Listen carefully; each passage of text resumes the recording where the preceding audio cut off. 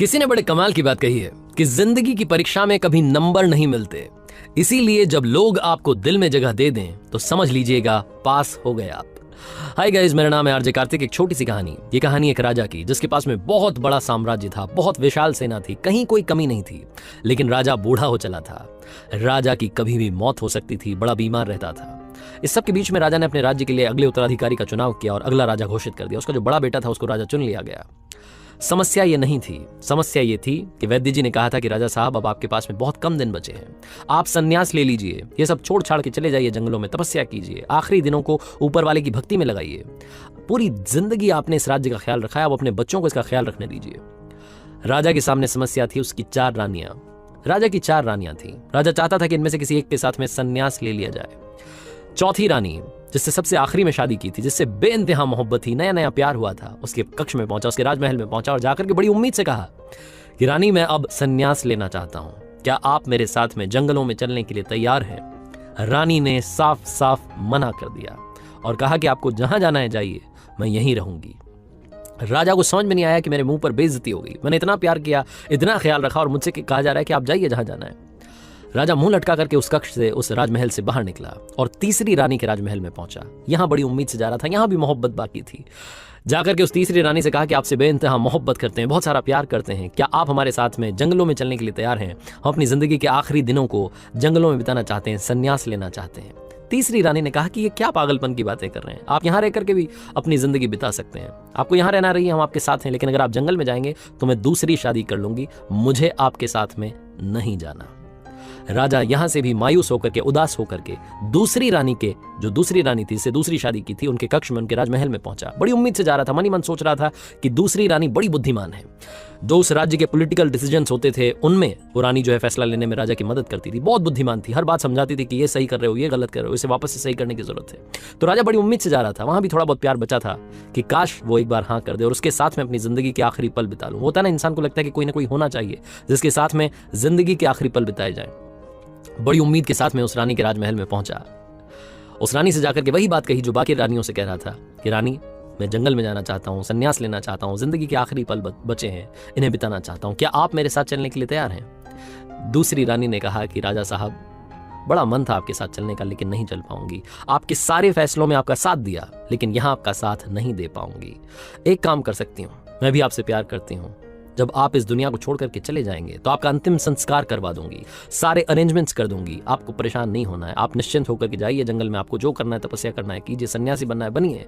आपके जो आखिरी अंतिम संस्कार के कार्य होंगे बिल्कुल शाही अंदाज में होंगे, आप इस बात की चिंता मत कीजिएगा।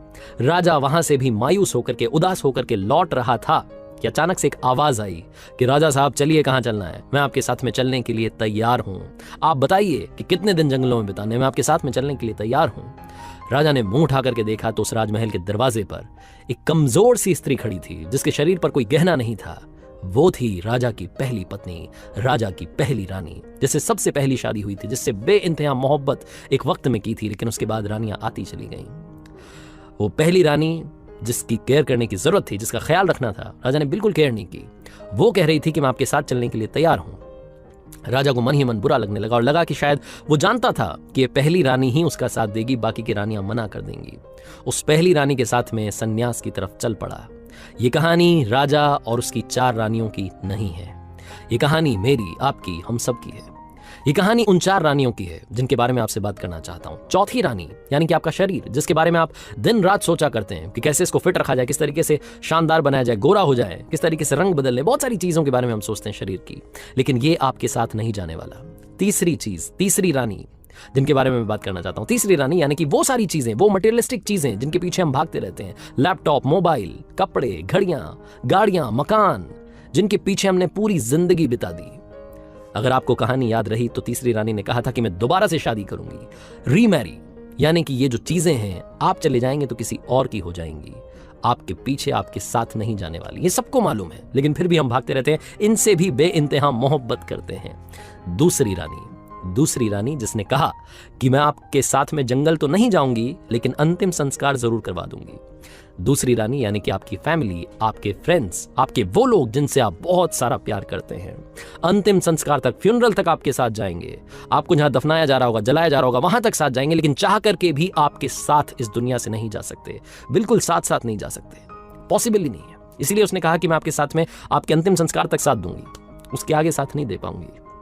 और पहली रानी जिसका आपने बिल्कुल ख्याल नहीं रखा, आपकी सोल, आपकी आत्मा, क्योंकि वो आपको फ्री में मिली थी, इसलिए उसका ख्याल कहां से रखते। इंसान को जो चीज फ्री में मिलती है उसकी हम कभी कद्र नहीं करते।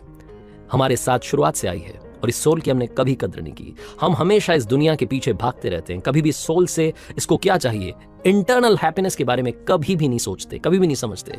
हम जानना ही नहीं चाहते। हम हमेशा दूसरी, तीसरी, चौथी रानी के पीछे भाग रहे हैं, पहली रानी को लगातार निग्लेक्ट करते जा रहे हैं। सोचिएगा, ध्यान से सोचिएगा, जिंदगी में जब भी आपको कोई बड़ा डिसीजन लेना होता है, उस डिसीजन को लेने के वक्त आप सबसे ज्यादा खुद की आवाज को सुनते हैं, दिल की आवाज को सुनते हैं, आपकी सोल को सुनते हैं, जो आपका हमेशा साथ देती है। लाइफ के हर इंपॉर्टेंट डिसीजन में वो सोल आपके साथ होती है।